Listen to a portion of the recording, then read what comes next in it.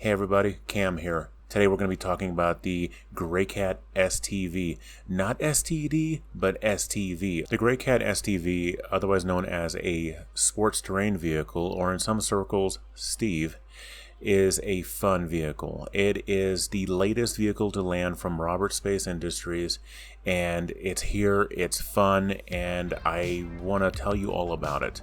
Alright, so it's everything the PTV could have been, or what it would aspire to be when it grew up, essentially. The STV is a fun little package that can take you on your wildest adventures, and it'll get you there in style with plenty of torque to get you up over those huge obstacles, especially in low gravity areas such as moons. You're going to be doing some awesome sick jumps with it without worrying about blowing up. As long as you don't hit anything too hard, then it'll be okay. In regards to the STV, talking about some stats, its overall length is 4.2 meters, width is 2.8 meters, it has a height of 2 meters, and it holds a crew of 2. Of course, you know, it's a 2-seater, right? Now, what's cool about the STV is that it has storage. That's right, it actually has 2 types of storage. One type of storage that you interact with on the back with a button, and it opens up your inventory, so you see the inventory of your person and the inventory of the STV, so you can transfer stuff over there. It's a decent amount. You're not gonna be putting like entire armor sets unless it's like a light armor set. Some guns and stuff like that. You know those bunker missions you gotta do where there's turrets and you don't feel like shooting the turrets, but you just want to drive over there.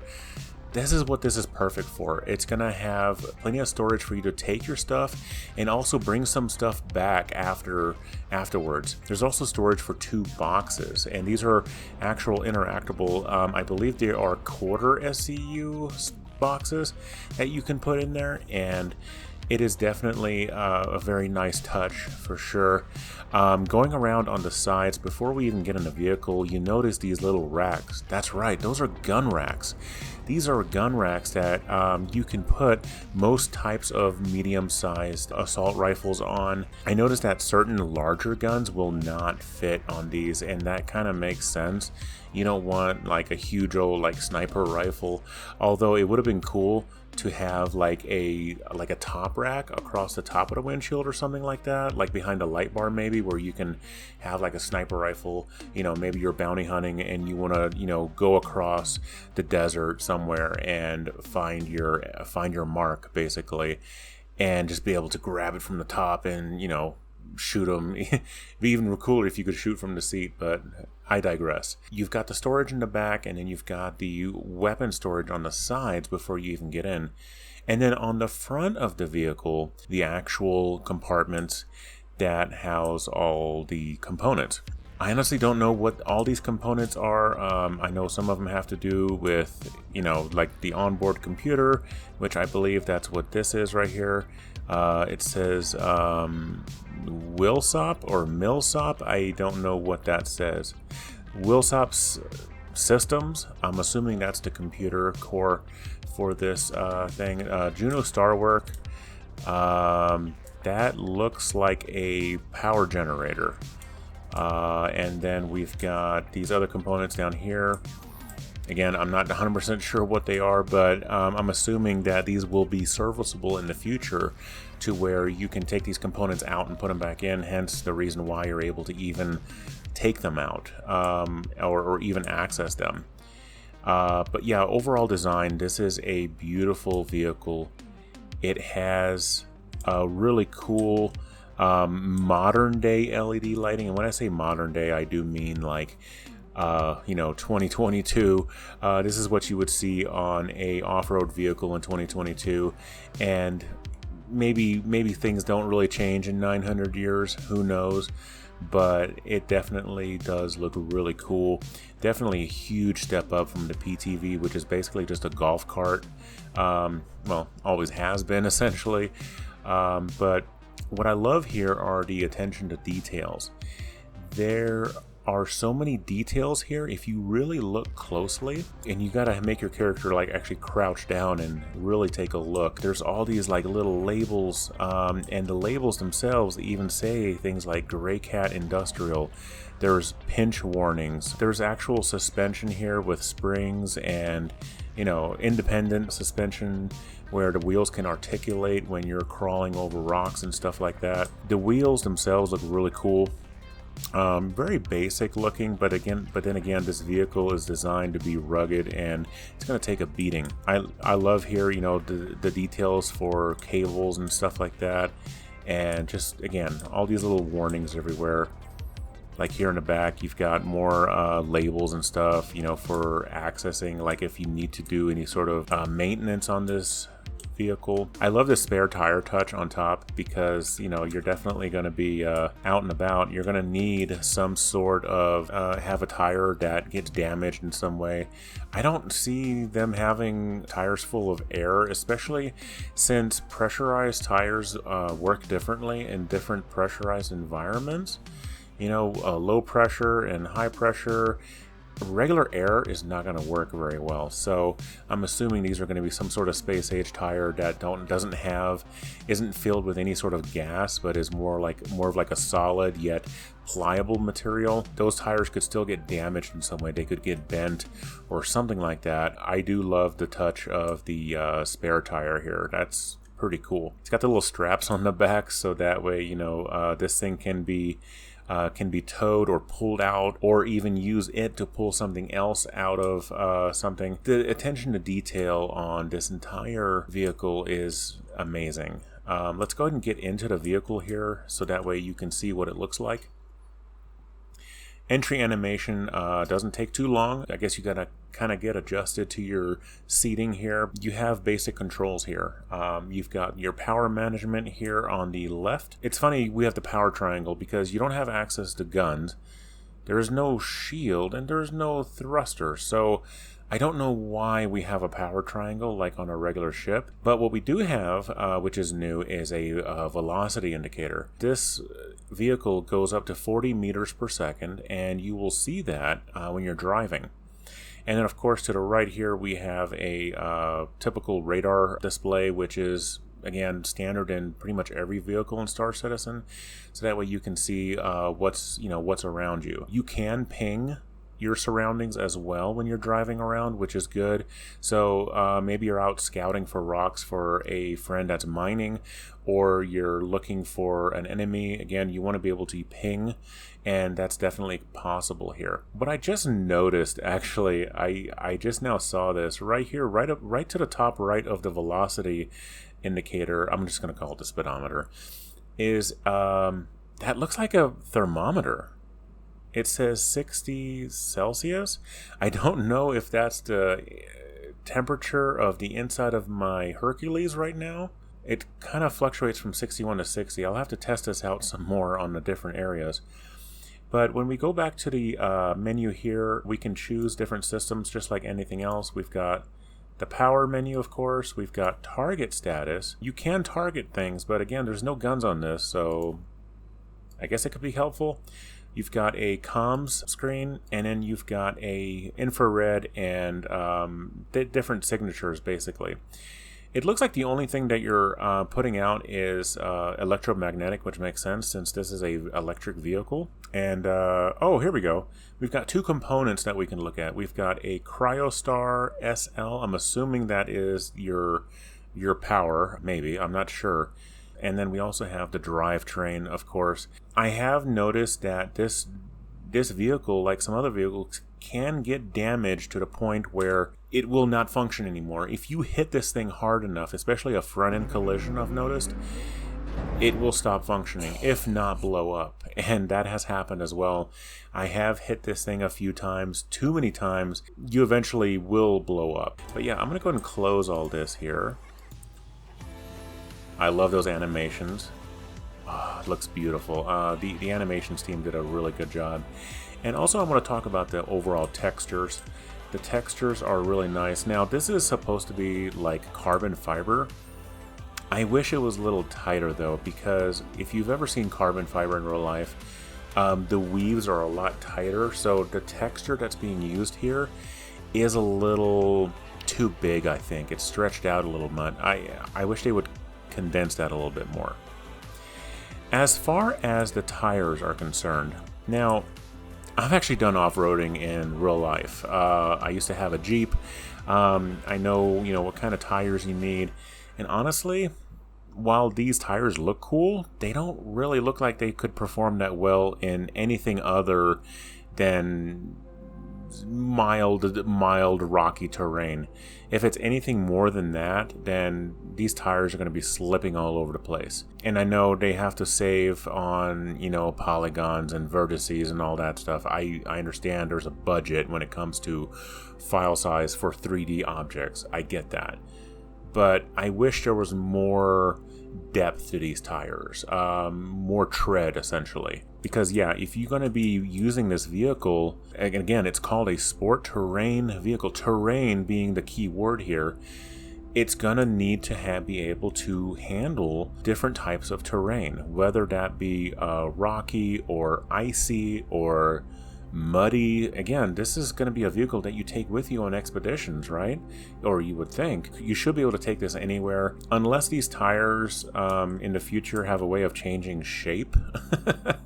But, then that, which would be cool. I don't see these being too practical. Overall, it is a very good looking vehicle. I do like the lights here. Let me turn on the lights real quick. That's something I did not do yet. First, I'm going to turn the engine on. Oh, that was off. Let me turn it back on. I guess the audio is a way of telling you that the engine is on because there's really no other indicator. The engine light here technically should turn on or off. When the engine is, the engine off, this light should turn off. When you have a modern electric vehicle, you don't really hear them. If you're ever around a Tesla, there's no engine start sound or anything like that. You just get in it and you go. There's no other sound. You hear a bit of a whine from the motor, from the electric motor, but that's it. That's all you hear. That whole, I guess it's just for effect, right? Oh, yes. Let's turn on the lights. All right, so the lights are on. I'm going to go and just pan around here. We've got these awesome lights here on the front, whereas before they were just like this little halo of LED. Now it's really bright forward lights. And then you've got these lights on the top. I wish the lights on top were putting out as much light as the main headlights, but you can see that they're actually illuminating the hood of the vehicle. So they're definitely putting some type of light out for sure. So what I'm going to do here is I'm actually going to use my joystick, because if you use a keyboard with these types of vehicles, the acceleration is too sudden. Okay, so I can actually control my overall speed using a joystick instead of a keyboard and mouse. So as you can see, it's got a pretty good turning radius. I can pretty much almost completely turn around inside my hangar of the Hercules. Let me actually whoops, whoa, almost crashed into that. See, I can't do quite a full complete turn, but I can maneuver pretty easily here. So that's definitely a good thing for sure. When it comes to overall movement, when you're driving across terrain, the vehicle does feel really good as well, and you're not, it doesn't feel too jittery, and you feel like you have more fine-tuned control than you do with the PTV, being the STV's younger cousin. Oh, I just noticed this. The brakes do not turn with the front vehicle. Look at that. So if you look at the wheel, oh my, oh, I did not notice that before. That's not good. All right, come on, guys. This is that's a bit of an eyesore. So it's basically just like the brake pads that don't move with the disc brake. So it seems like it's moving sometimes. And as you're driving this vehicle, you can see the little indicator, the speed indicator, moving you know, as you're accelerating, the numbers go up and stuff like that. Pretty good. Pretty good acceleration. So let's go ahead and take a look and see how it does on land. Whoa, that was cool! Yes! That's what I'm talking about.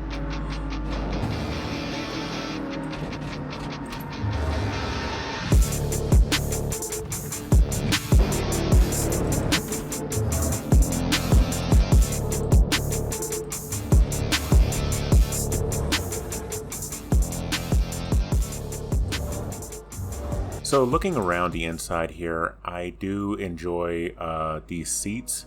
Looks like we've got a little access panel here. We've got these built-in floor mats, which is nice. This is kind of a strange design here. You've got these this open grill mesh, which I personally wouldn't have it like that. Again, having done off-roading myself, I would not want any sort of open access to where mud or water can just go flying in and cause damage to any component. Interestingly enough, there is a there's a giant self-destruct button right in the middle. Interesting choice. Not sure if I would have it right there.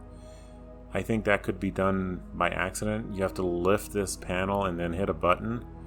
Although right here it doesn't look like it's actually interactable. I'm not going to try to hold down backspace here. Not yet anyway. So here we've got the main dash, and we've got this oh crap bar. This is kind of what we call in the off-roading world an oh crap bar. So because when an oh crap moment happens, you want to grab onto something. Well, this is what you grab onto, but it also looks like it'll help protect your knees. What's interesting about this is that this bar continues from the right side down this way and then goes down to the center console. So it's kind of like a roll bar at the same time because it adds structural support. Again, very interesting design, but I'm not hating it for sure. The wheel itself, I do wish this center console was a bit different. I mean, it kind of looks like a Nintendo Switch, kind of, sort of, a Greycat Switch. Don't know what all this is here. The steering wheel looks odd. It looks like an afterthought, honestly.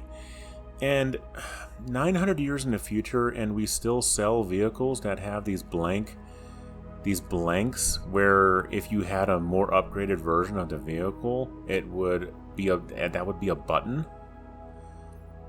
Not having it. There's more blanks on this side.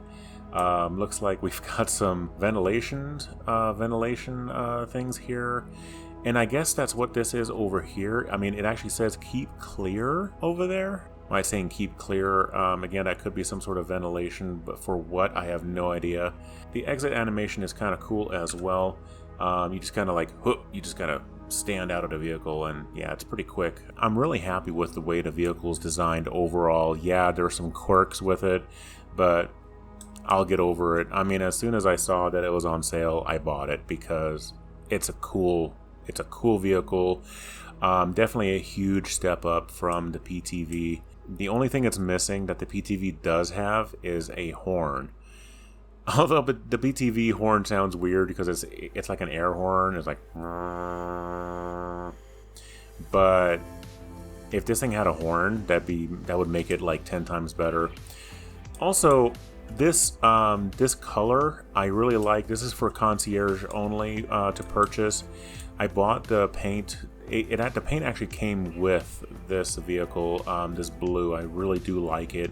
There are other colors available on the website, which is nice. If you're not concierge yet, you won't quite see this option. The paint looks really good. I do enjoy it. And yeah, what's not to love about the gun rack, right? You can just grab a gun off of here and you're ready to go. This thing does not have shields, as you can see. There's no shield animation, and nothing really happens with this small fire. Did go ahead and see what would happen if this thing was shot. Had a friend of mine basically run away from me while I chased after it with my ship, shooting it. And it actually took a few hits before it went down, so it's definitely not made out of glass. It's not a glass tank for sure. It can take some hits, it can take a beating. I've had to ram this thing several times for it to even start blowing up. Although one good hit with like one of those poles coming out of the ground, one of those light poles, like at a mining outpost, can definitely disable the vehicle to where the engine will no longer work, or the motor, I guess you could call it. And yeah, this thing can be disabled, so be careful. Luckily that happened while I was on an outpost and I could just spawn a new one, so no big deal.